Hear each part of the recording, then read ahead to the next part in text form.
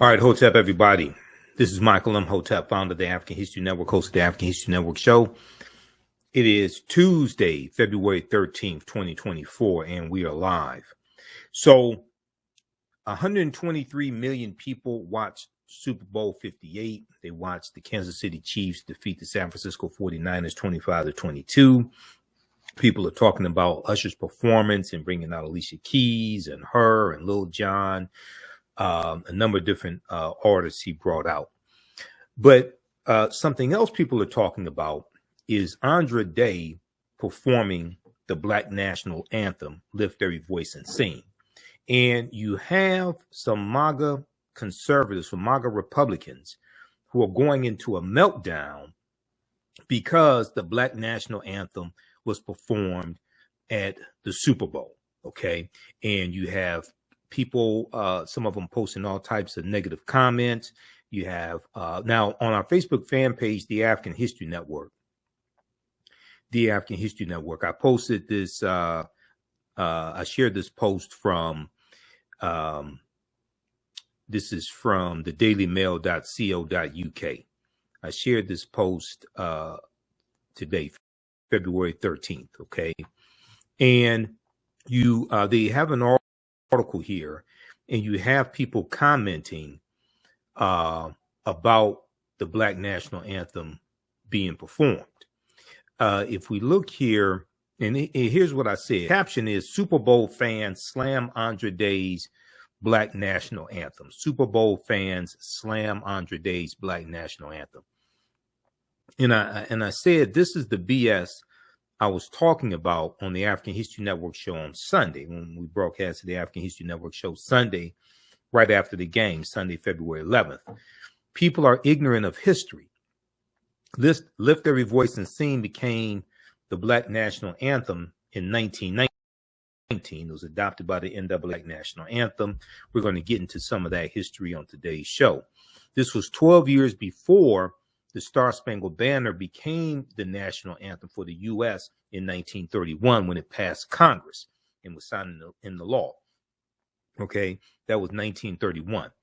So I've been looking at a number of articles dealing with this, a number of posts, etc.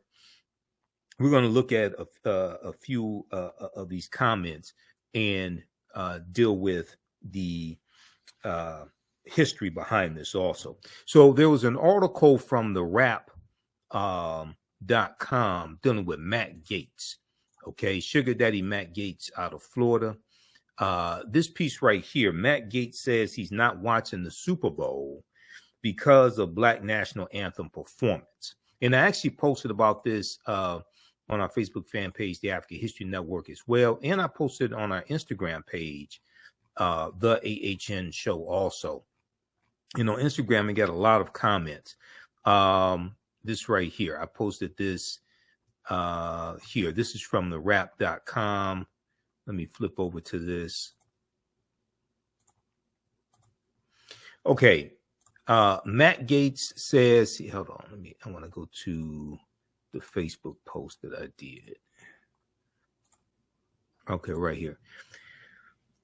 This is from the rap.com, WRAP. Matt Gaetz says he's not watching Super Bowl because of Black National Anthem performance. Okay. Sugar Daddy Matt Gaetz, a Republican from Florida, House of Representatives, MAGA supporter, big Donald Trump supporter. I call him the white R. Kelly. If you get the House investigation into his allegedly trafficking a 17-year-old for the purposes of sex, I'll call him Sugar Daddy Matt Gaetz, aka the white R. Kelly. But that's another broadcast. If we look at this article here from the Rap, Matt Gaetz was talking to his wife, and that's a whole nother conversation too. But Florida Representative Matt Gaetz added his voice to the chorus surrounding Super Bowl 58 on Sunday, while also stating he was not in favor of a classic song often sung by a chorus. Matt Gaetz tweeted an exchange he had with his wife where he announced he and his wife would not be watching the Super Bowl. And after his partner Ginger asked why, Matt Gaetz said, who supports Donald Trump who tried to overthrow the government with the January 6, 2021 insurrection. Matt Gaetz said they're desecrating America's national anthem by playing something called the Black National Anthem. Okay. This is Matt Gaetz' tweet. Okay. You can follow Matt Gaetz on Twitter, X, at Matt Gaetz, GATZ. Let him know what you think about him in his comments. And then his wife responded, does that mean Cardi is performing? Cardi B. I guess they thought Cardi B was going to perform the Black National Anthem. And in reading some of these comments, I'm getting the impression that, well, first of all, these people are ignorant and don't understand history. But I'm getting the impression that they think somehow African Americans are trying to replace the Star Spangled Banner, which is the national anthem, and I call it the white national anthem. I get the impression that some of them think that we're trying to replace the Star Spangled Banner, the national anthem, with the Black national anthem. That's not the case at all. That's not the case at all. But in looking at some of these comments and understanding their ignorance, this is the impression I'm getting from some of them. Okay. So now we know Grammy Award winning singer Andra Day performed Lift Every Voice and Sing as well. And also the national anthem was performed by Reba McEntire, country artist Reba McEntire. America the Beautiful was performed by Post Malone. Okay, so this was all at the Super Bowl. So then we see comments from Megyn Kelly. So Megyn Kelly was on Fox News. Then Megyn Kelly went to MSNBC, pissed off Tamron Hall. Tamron Hall leaves MSNBC, gets her own show. Megyn Kelly separated from MSNBC because she had poor ratings. So there was also this piece here from, what is this? There's one from Newsweek, okay, dealing with, let me see, which one was that from Megyn Kelly? No, Salon.com. There was an article from Salon.com about Megyn Kelly getting slammed for complaining about inclusion of Black national anthem. Okay, this piece right here from Salon.com. Critics slam Megyn Kelly for complaining about inclusion of Black national anthem at Super Bowl. This one right here. So you can check this one out as well. Now, and this is some of the comments in like the post from on Facebook from dailymail.co.uk, the article I'm going to show you in the post that they did of Andra Day and the caption they had. I went through and read some of the comments from white people. I read some of the comments on when I posted about this on our Instagram page. And I'm coming to the conclusion that some white people think that we're trying to replace the white national anthem, and we're not. Megyn Kelly said we already have a national anthem and it includes everybody. Well, Megyn, obviously you haven't studied the history of the white national anthem because it doesn't include everybody. Not by a chance. Conservative media personality Megyn Kelly slammed Andra Day's rendition of Lift Every Voice and Sing, also known as the Black National, which was performed during the Super Bowl pregame ceremony. Quote, the so-called Black National Anthem does not belong at the Super Bowl. Now, the NFL 2023-2024 season, NFL is like 56, 57% African-American. We're the majority of the players. If we're the majority of the players, why would not the Black National Anthem be performed if we're the majority of the players? Maybe Megyn Kelly thinks the Black National Anthem is Back That Thing Up or WAP by Cardi B and Megan Thee Stallion or something like that. Okay, but let's see here. Hold on. Let me close this out. Yeah, so she goes on to say, and I gotta close this out so I can get to this. Okay, hold on. All right, close out that ad. The so-called Black national anthem does not belong at the Super Bowl. We already have a national anthem and includes everyone. Now, Megyn Kelly hosts Sirius XM's The Megyn Kelly Show. She wrote this on social media. The post spurred critics to clap back at Megyn Kelly, with many advising her to stick to her lame political jokes and accusing her of racism. Quote, the so-called blonde journalist does not belong judging who and how we celebrate being Americans at the Super Bowl. Okay, she does not belong judging who and how we celebrate being Americans at the Super Bowl. Stick to lame political takes, thanks, wrote one user on X.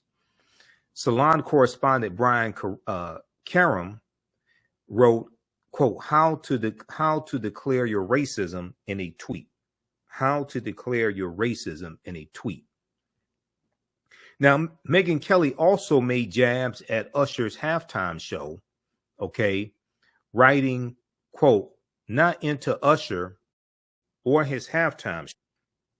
However, I do appreciate that my kids haven't had anyone's vagina exposed to them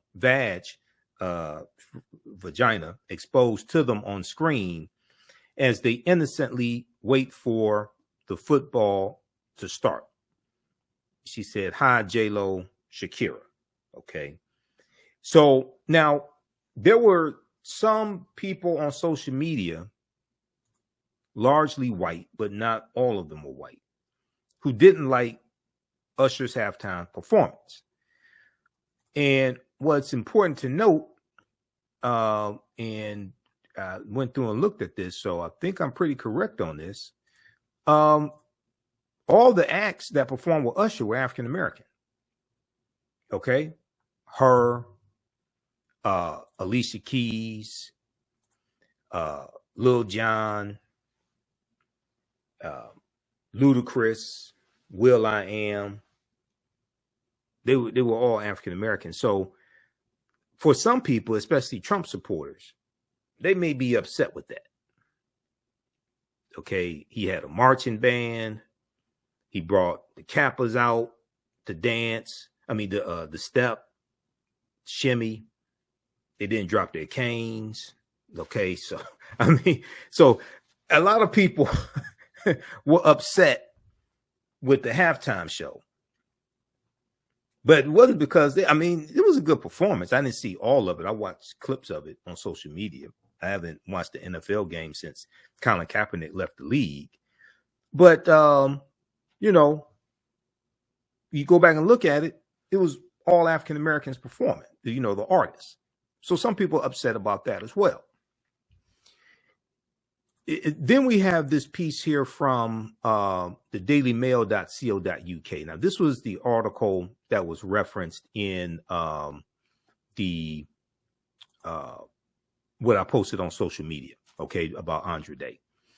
Super Bowl fans are left split by Andre Day's performance of the Black national anthem ahead of the game, as Megyn Kelly says song doesn't belong in pregame proceedings.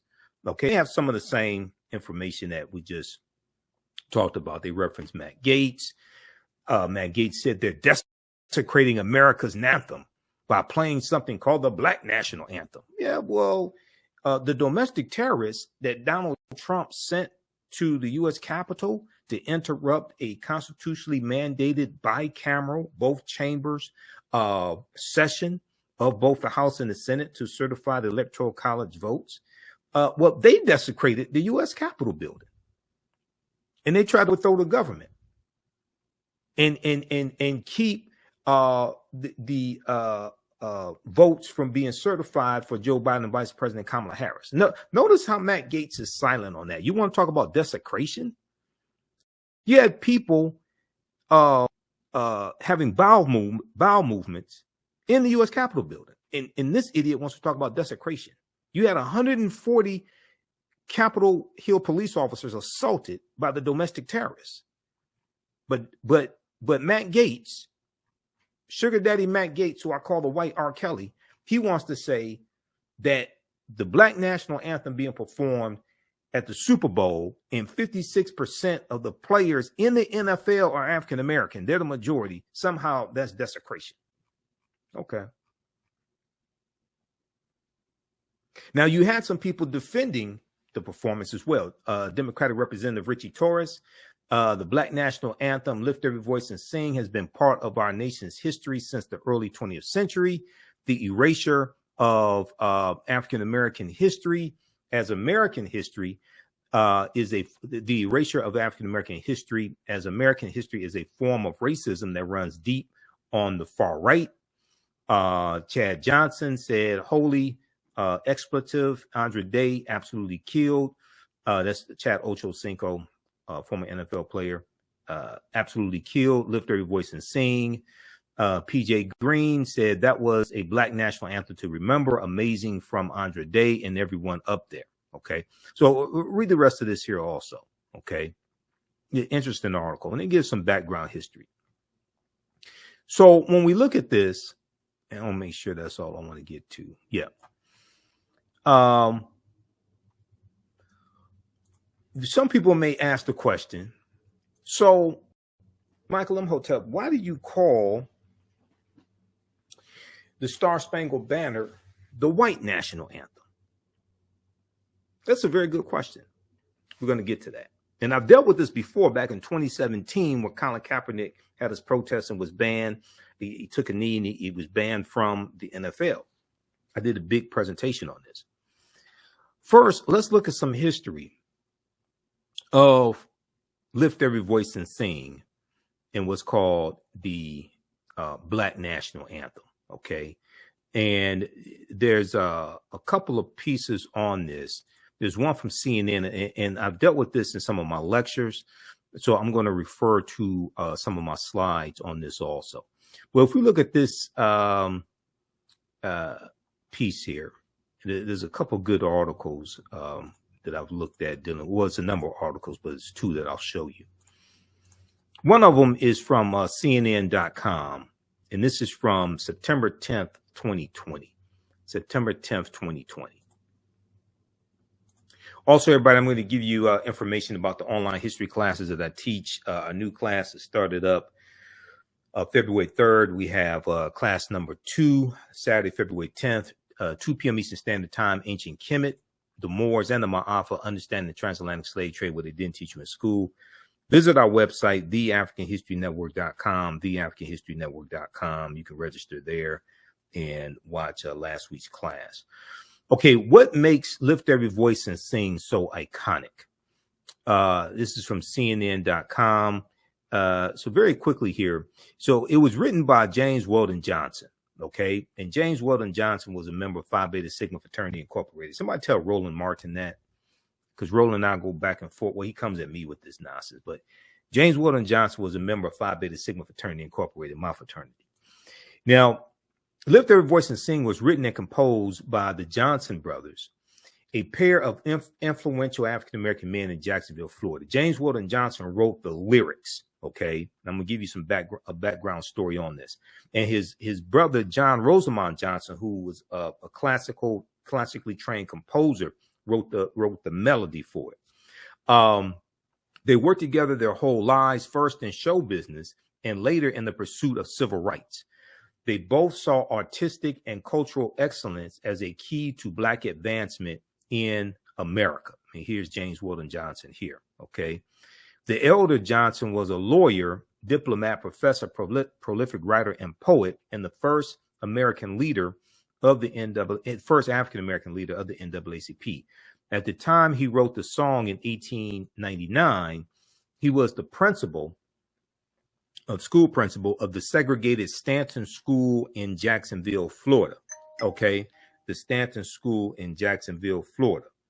All right, now that's where the hymn debuted the following year, 1900, sung by 500 children at an event celebrating Black history. Okay. And he was asked to deliver a speech in 1900 on the birthday of Abraham Lincoln, which is February 12th, commemorating, Abraham Lincoln's birthday. All right. Now here's a picture of John Rosamond Johnson, his brother. Okay. The younger John Rosamond Johnson, trained at the New England Conservatory of Music. During his long musical career, Johnson composed and performed in stage musicals and operettas, and his work spanned multiple genres from vaudeville and traditional theater to spirituals and other deeply rooted African-American traditions. Okay. All right. So you can read the rest of this. They have the lyrics here. Now, when I was in elementary school, we had to learn the lyrics to Lift Every Voice and Sing. Okay. Now, this song became, it was adopted in 1919 by the NAACP as the Negro National Anthem. Now, this was 12 years before the Star Spangled Banner was adopted by Congress in 1931, and Herbert Hoover was president, but it passed Congress in 1931 to become the national anthem. Okay. It is an omnipresent part of African-American worship traditions and an enduring refrain for great Black artists. Okay, so read the rest of this here. And I want to go to my slide presentation. What makes Lift Every Voice and Sing so iconic? What makes Lift Every Voice and Sing so iconic? All right. Let me go to my slides here in just a minute to show you this, to give you some background history here. And all this ties into history, and the people's history and culture teaches them how to deal with the problems of the past, in the present, and the future to meet the needs of the community. Our history teaches us about our successes, our failures. It teaches us how we got here, how things came to be, so we understand where we need to go from here. So WatchTheYard.com had this article. Did you know that the man who wrote Lift Every Voice and Sing was a member of Phi Beta Sigma Fraternity Incorporated? Now, do school children today have to learn the Black National Anthem? Because I remember elementary school, middle school, when we had, our school assemblies in the auditorium, we didn't sing the Star Spangled Banner. This is in Detroit, okay? We didn't sing the Star Spangled Banner. We sung Lift Every Voice and Sing. So let me know, do school children today learn the Black National Anthem? So the song was written by James Weldon Johnson in 1899, adopted by the NAACP as the Negro National Anthem in 1919. Now, 1919 was also the year of the Red Summer. The Red Summer was the year after World War I ends. And we cover this in the second class that I teach on Sundays, Black Resistance Movements, dealing with history from 1800 to 1968. And you had 25 major race riots all across the country the year after World War I ends. Okay. It's called the Red Summer. And James Weldon Johnson was the one who coined the term the Red Summer. He named it the Red Summer because the streets of America were flowing with blood, because you had white supremacists who were attacking African Americans, and we were fighting back, shooting back. Former World War I veterans, African American veterans, they had guns. They're fighting back, protecting their communities. James Weldon Johnson also in 1917 organized the Silent March of 10,000 African Americans marching down Fifth Avenue in Manhattan, demanding a federal anti-lynching bill. Okay, that was the Silent March of 1917. Right. So if we look at some of this background history, in 1899, a young poet and school principal in Jacksonville, Florida, named James Weldon Johnson, was asked to address a crowd in Jacksonville, Florida, for the coming anniversary of Abraham Lincoln's birthday. So this is going to be February 12th, 1900. Okay, February 12th, 1900, the following year. Just 2 decades had passed since the Reconstruction era, and Reconstruction ends in 1877, which was 1865 to 1877, the period of time right after the Civil War ends in 1865. So just 2 decades had passed since the Reconstruction era, and lynchings were on the rise in the segregated South. Instead of preparing an ordinary speech, James Weldon Johnson decided to write a poem. That poem started with the words, "Lift every voice," evoking the struggle and resilience of our ancestors. Okay, this is what he said. He said it was evoking the struggle and resilience of our ancestors. Now, the following year, a chorus of 500 school children performed the song at the Abraham Lincoln birthday celebration. The song quickly took off, becoming a rallying cry for African-American communities in the South, or as one observer noted at the time, quote, "a collective prayer," end quote, a collective prayer. Now, it was embraced as a hymn in churches and performed at graduation ceremonies and in school assemblies. Within 20 years, the NAACP, National Association for the Advancement of Colored People, adopted "Lift Every Voice and Sing" as its official song. And this was in 1919. They adopted it as the Negro National Anthem. Okay, 12 years before the Star Spangled Banner becomes the white national anthem, or the national anthem. For generations to come, it would be known widely as the Black National Anthem. Now, for more information on this, read the article from the Washington Post, "Lift Every Voice and Sing, the story behind the Black National Anthem that Beyonce sang." So that article came out when Beyonce performed at Coachella. This article is from April 16, 2018. Beyonce performed at Coachella and sang the Black National Anthem.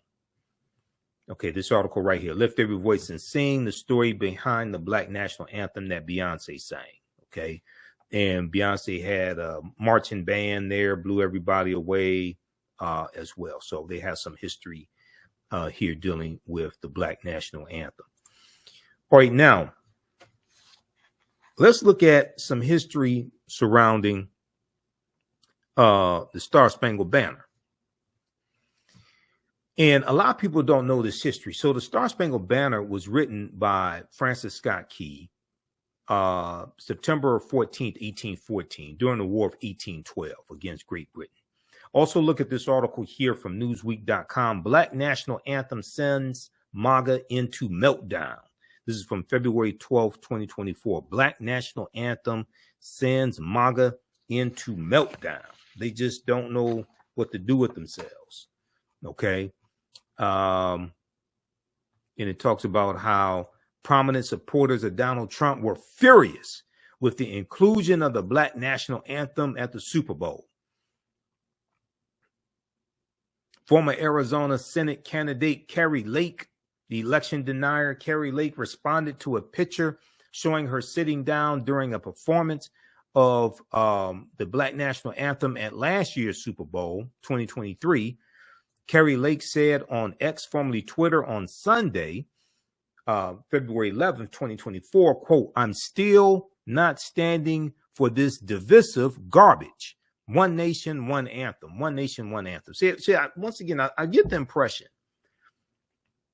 that some of these people think that we're trying to replace the white national anthem with the Black national anthem. That's not the case. No.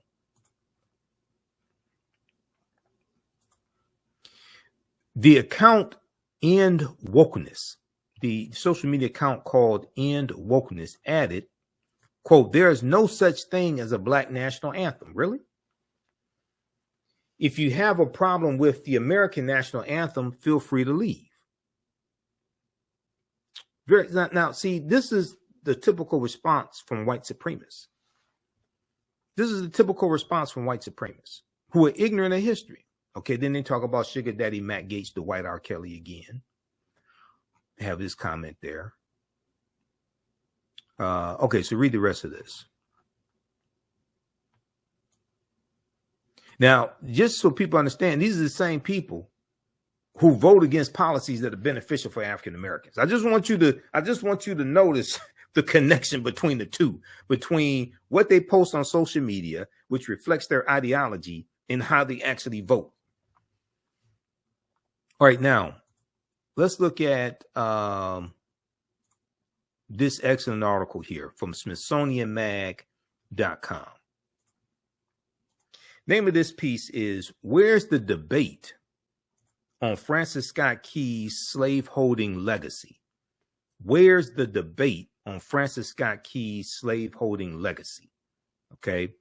Now, Francis Scott Key was the man who wrote the Star-Spangled Banner. Okay. And he wrote it September 14th, 1814, during the War of 1812, which was 1812 to 1814. You can read, for more information on this, read this piece from history.com, official website of the History Channel.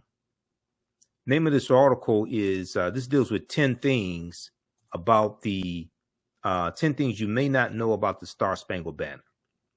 10 things you may not know about the Star-Spangled Banner. 10 surprising facts about the national anthem and the man who wrote its lyrics. This is from September 24th, 2021. Okay. And it goes through Bounty versus the family dishcloth. It goes through and it talks about Francis Scott Key intended his verses to be song lyrics, not poetry. Let's see here. He wrote it September 14th, 1814. He wrote it. The song was not originally entitled "The Star-Spangled Banner." It's originally called "Defense of Fort McHenry," because he was watching the attack on Fort McHenry by the British, Fort McHenry in Baltimore. Okay. On March 3rd, 1931, after 40 previous attempts failed, a measure passed Congress and was signed into law that formally designated the Star-Spangled Banner as the national anthem of the United States. So that wasn't until 1931. Okay. All right. Francis Scott Key was a slave owner. Yes, he was. He also thought African people were mentally inferior. We're going to come to that. So read this piece here. 10 things you may not know about the Star-Spangled Banner. And that's at history.com, official website of the History Channel. Now, if we look at this really good article from SmithsonianMag.com, this is the official magazine website of the Smithsonian Institute. Where's the debate on Francis Scott Key's slaveholding legacy?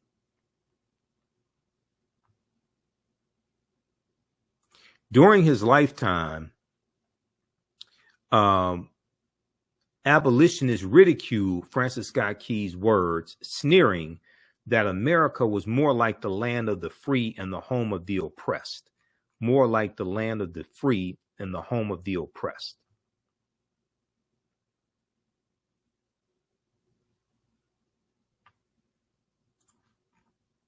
So this is from July 1st, 2016 by Christopher Wilson. I want to start here on page 2 of the article and close out these ads.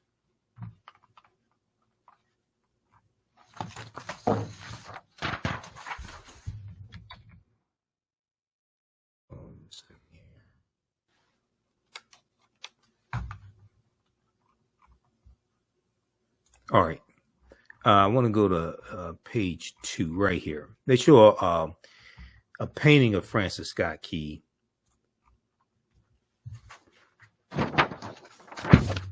And there's a caption here underneath the painting that says, Francis Scott Key, a slave-holding lawyer from Old Maryland, from an Old Maryland plantation family,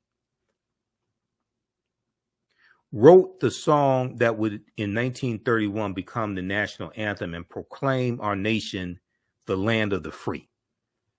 Okay, now he's from a Maryland, he's from a he was a slaveholder from a slaveholding family. Okay, but he wants to proclaim the United States as the land of the free.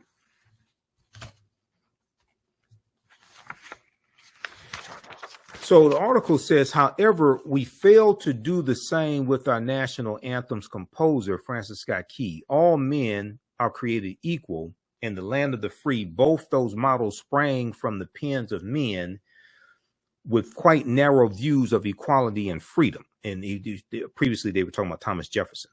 The seeming contradictions between Thomas Jefferson's slaveholding history, deeply racist personal views, his support of the institution of slavery in his political life, and his assertion of human rights in the Declaration of Independence, in many ways parallels Francis Scott Key's story.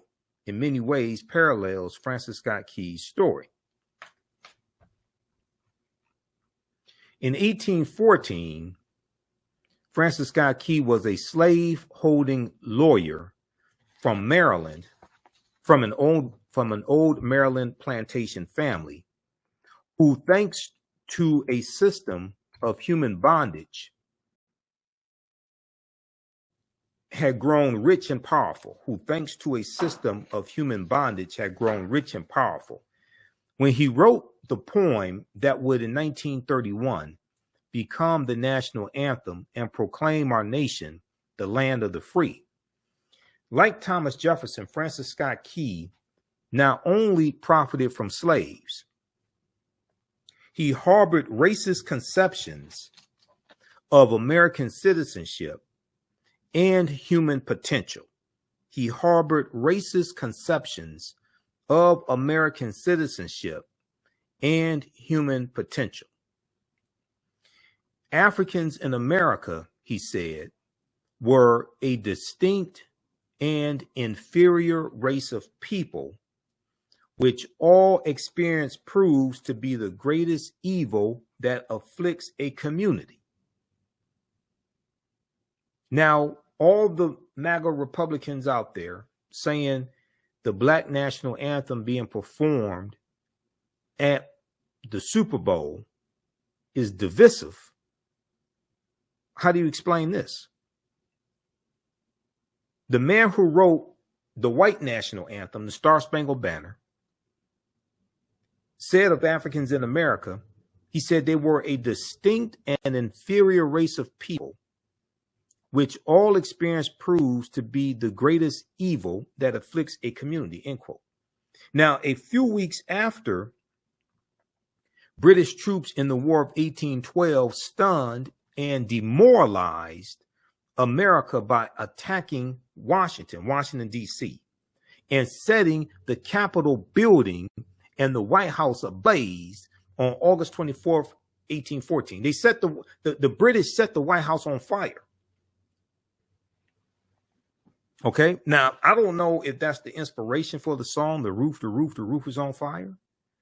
I don't know if that was the inspiration for the song, or if in 1675, December 1675, when during Bacon's Rebellion, when the rebels burned down the town of Jamestown, Virginia, maybe that was the inspiration for the roof is on fire. We don't need no water.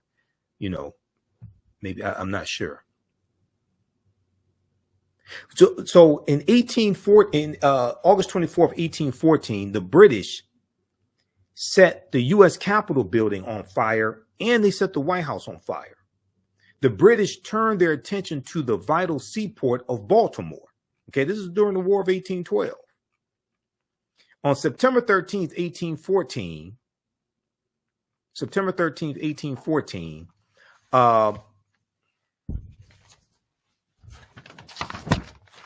on. On September 13th, 1814, British warships commenced an attack on Fort McHenry, which protected the city's harbor. For 25 hours, bombs and rockets. Hold on. Where did my cursor go? For 25 hours, bombs and rockets rained down on the fort, while Americans, still wondering whether their newfound freedom would really be so short-lived, awaited news of Baltimore's fate.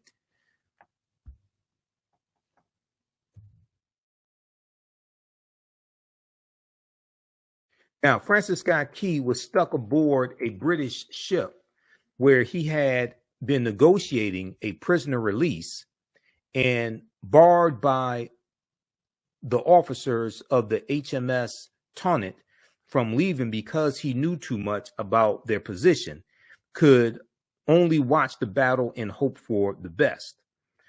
By the dawn's early, quote unquote, dawn's early light of the next day, Francis Scott Key saw the huge garrison flag now on view at the Smithsonian's National Museum of American History, waving above Fort McHenry, and he realized that the Americans had survived the battle and stopped the enemy advance. The poem he wrote celebrated the Star-Spangled Banner, the flag, as a symbol of the resilience and triumph of the United States. Ironically, while Francis Scott Key was composing the line over the land of the free, it is likely that black slaves were trying to reach British ships in Baltimore Harbor. It is likely that black slaves were trying to reach British ships in Baltimore Harbor. They knew that they were far more likely to find freedom and liberty under the Union Jack, which was the flag of the British, than they were under the Star-Spangled Banner. So during the War of 1812, you're going to have about 6,000 African Americans who go and fight. You're going to have runaway slaves who go and fight on behalf of the British, because the British say, they were the first ones to say, when this war, if you come fight for us, when this war is over, then we'll set you free. Okay, so it's about 6,000 runaway slaves that run away and fight on behalf of the British. Now, at the end of the War of 1812, the U.S. demands that the British return those 6,000 runaway slaves. The British refused to do so. All right, let's continue here.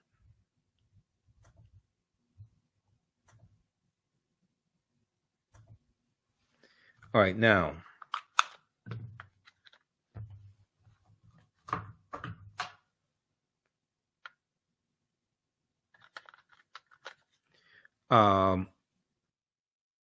okay, so additionally, now Francis Scott Key also used his office as district attorney of Washington, D.C. from 1833 to 1840 to defend slavery, okay, to defend slavery, and he attacked the abolitionist movement in several high-profile cases.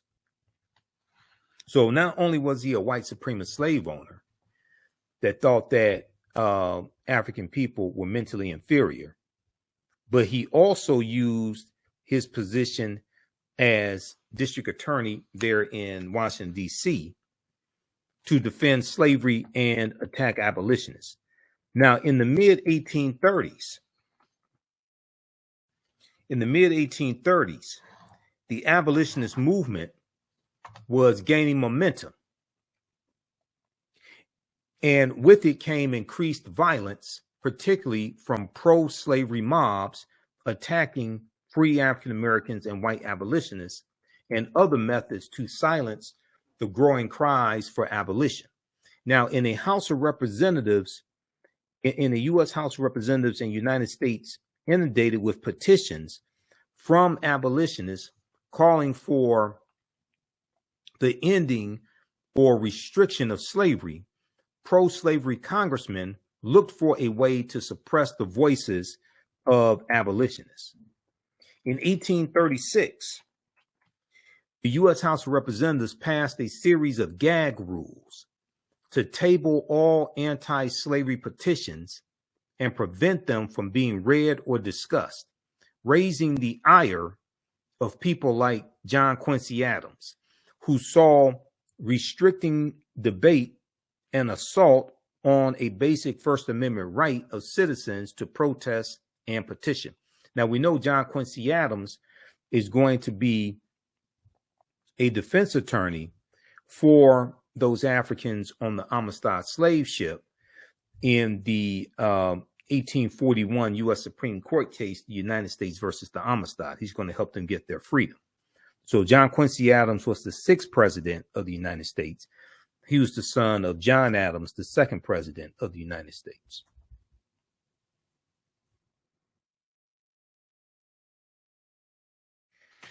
Right. Then Francis Scott Key also tried to have abolitionists executed. So in the same year, shortly after a race riot in Washington, D.C., 1836,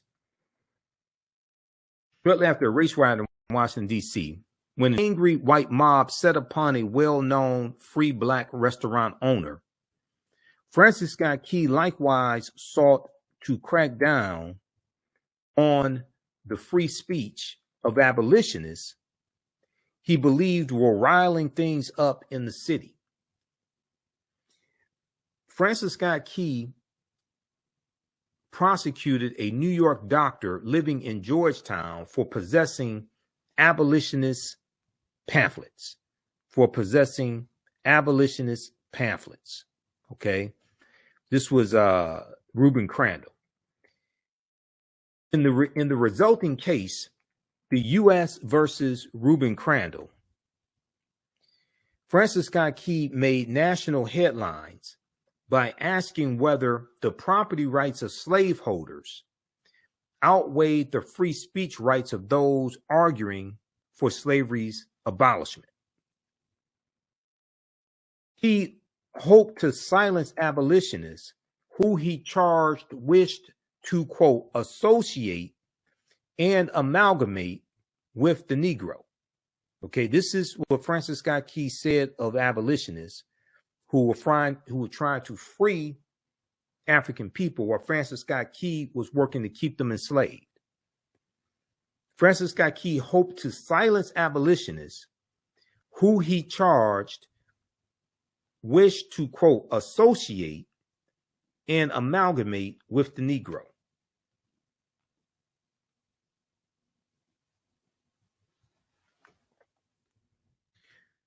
Though Reuben Crandall's offense was nothing more than possessing abolitionist literature,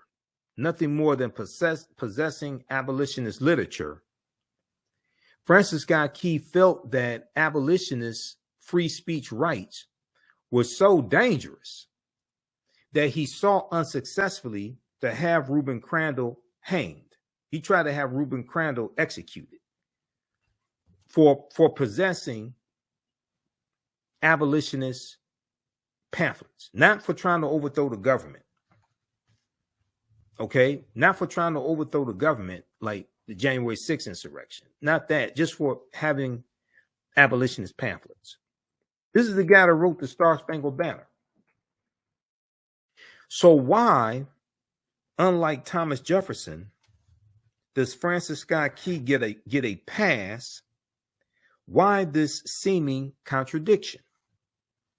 Perhaps it is because the writer of the Declaration of Independence, Thomas Jefferson, was also a president, and we judge, re-examine, and reconsider the legacy of our presidents fairly rigorously. No, it's because people don't understand history. That's why. You've been with people who are ignorant of history. President Abraham Lincoln certainly gets taken to task despite the Emancipation Proclamation, the 13th Amendment, and the Gettysburg Address. Many Americans are acutely aware of the ways in which his record conflicts with the myth of the great emancipator. However, while Francis Scott Key may not be as notable as a president, his poem is, and that was enough to make abolitionists ridicule his words during his lifetime by sneering that America was truly the land of the free and home of the oppressed. Okay, so check out the rest of this article here. This is from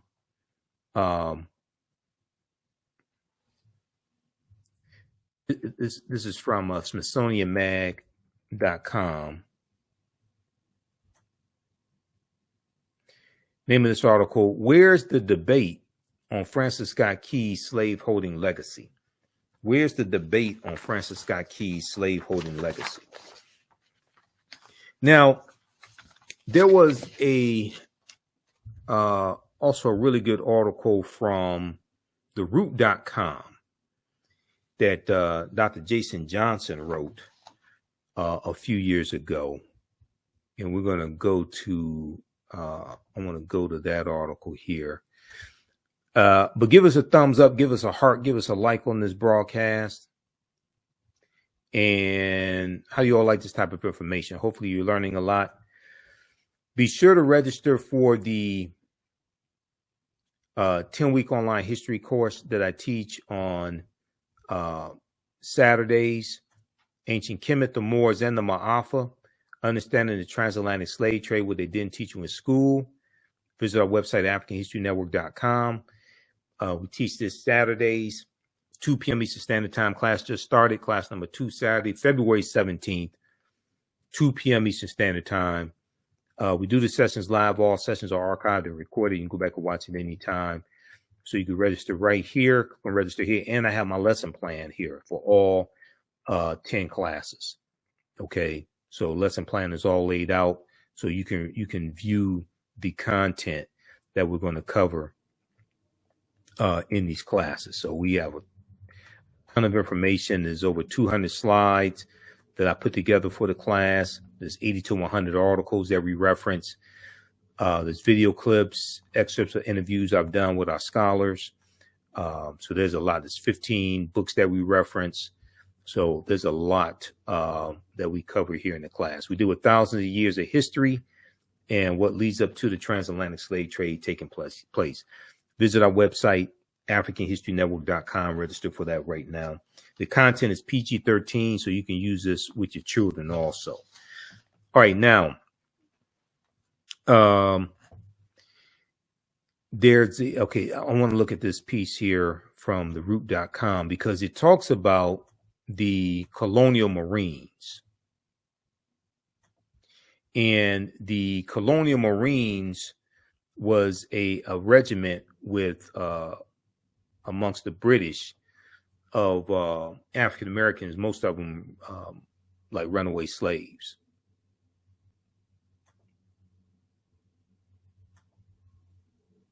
So if we look at this right here, Star Spangled Banner bigotry, the hidden racist history of the national anthem. Star Spangled Banner bigotry, the hidden racist history of the national anthem. This is from theroot.com. This is an article by Dr. Jason Johnson. Came out July 4th, 2016. And in the piece here, I want to go to the piece where he talks about the colonial Marines. Okay. He says, of particular note, close this out.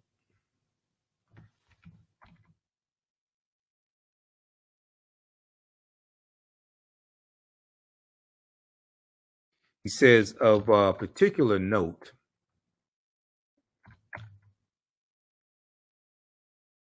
was Francis Scott Key's opposition to the idea of the colonial Marines. Francis Scott Key's opposition to the idea of the colonial Marines. The colonial Marines were a battalion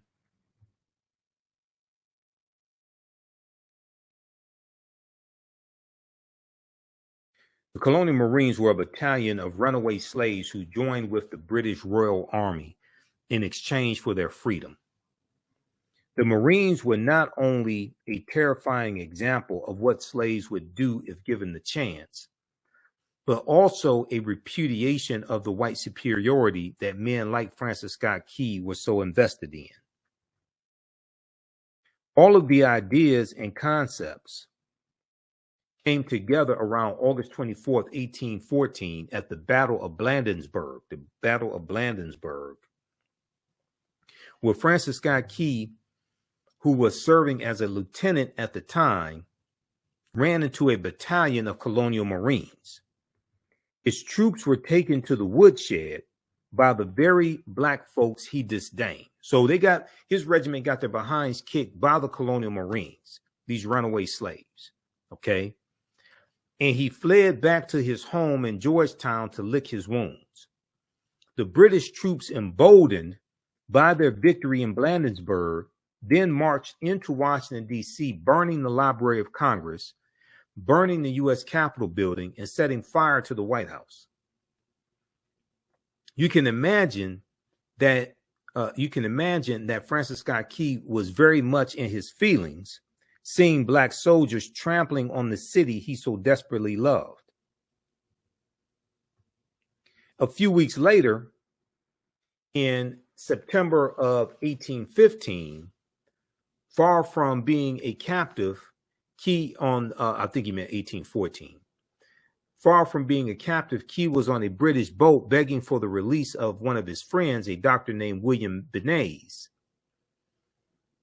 Francis Scott Key was on the boat waiting to see if the British would release his friend when he observed the bloody battle of Fort McHenry in Baltimore on September 13th, 1814. America lost the battle, but managed to inflict heavy casualties on the British in the process. This inspired Francis Scott Key to write the Star-Spangled Banner right then and there, but no one remembers that he wrote a full third stanza decrying the former slaves who were now working for the British Army.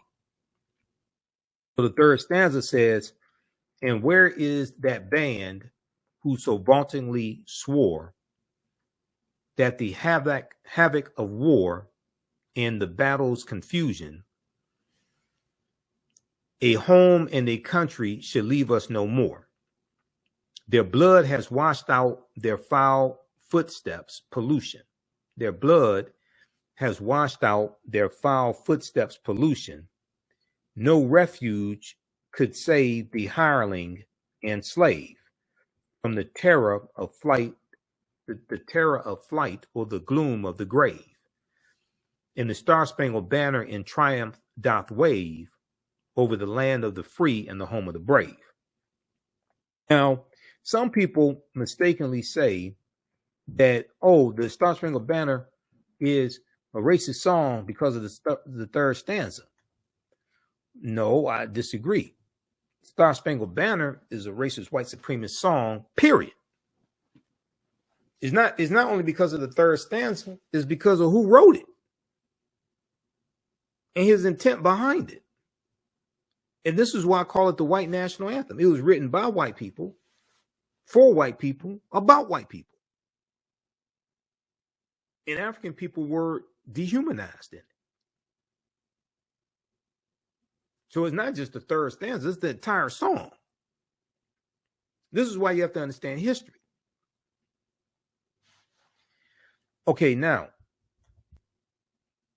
the article goes on to say, in other words, Francis Scott Key was saying that the blood of all the former slaves and hirelings on the battlefield will wash away the pollution of the British invaders.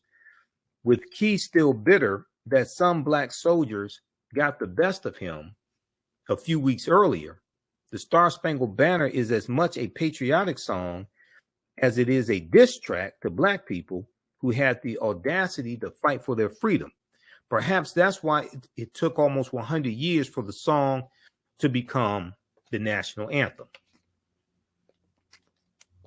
So we know after 40 attempts in Congress, it became the national anthem in 1931. Okay.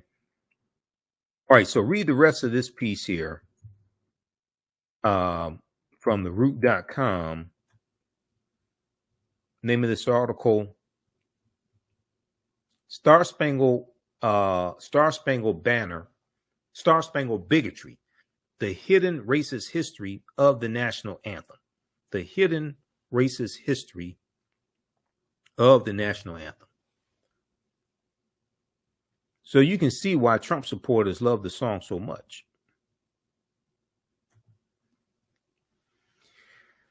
All right.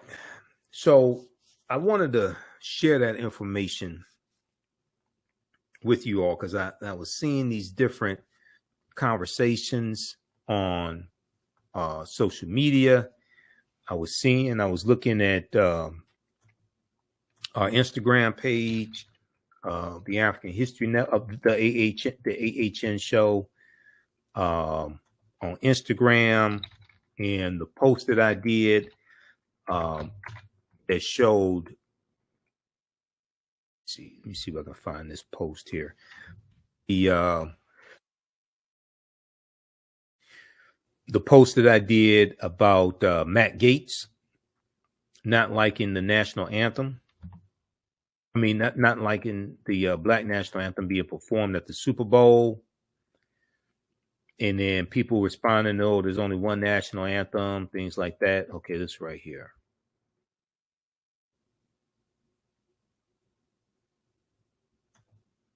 Let's look at this.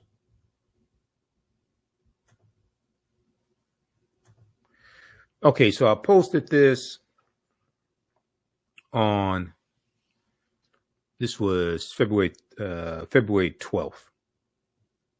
Okay, Monday, February 12th. And we look at some of the comments. People were saying, had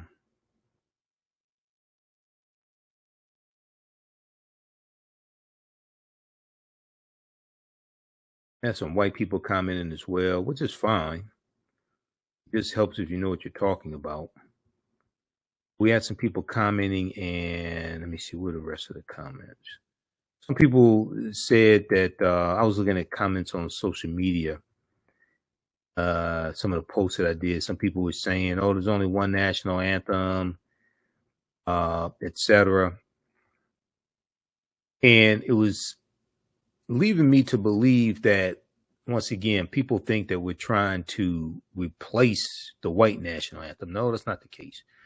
Follow me, the AHN show, at the AHN show on Instagram, because we have videos viewed like 100,000 times. Like if we look here, we got this one's viewed 56,000 times. Molly Jung Fast. Robert Hur didn't want to give Joe Biden the win. This one here I just posted today. Haley bashes Trump for comments about her husband in the military. That's viewed 10,000 times. And on Instagram, I only have 4,857 followers. So we're trying to get followers up. But I have videos, viewed like 75,000, 100,000 times. Weissman tears into her about HUR, not her performing at the Super Bowl. Robert Hur, U.S. attorney who investigated Joe Biden in the classified documents. Okay, so we have this one here dealing with Sexy Red saying she loves Donald Trump 13,000 times. Let me see some. We got some viewed. I think there was one I did have a Roland Martin viewed like so 100,000 times. This one right, 200,000. Roland Martin said Tim Scott lies exposed, a shocking video. That's viewed 207,000 times. Biden and South Carolina Democrats, you're the reason Trump is a loser, 110,000 times. So we're trying to get our numbers up on Instagram, but we got views in there. Okay, now you can also support the African History Network, $ the AHN show through Cash App.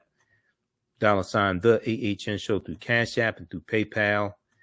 PayPal.me/the AHN show. This helps us keep doing the research, stay on the air, keep broadcasting, pay some of the bills, etc.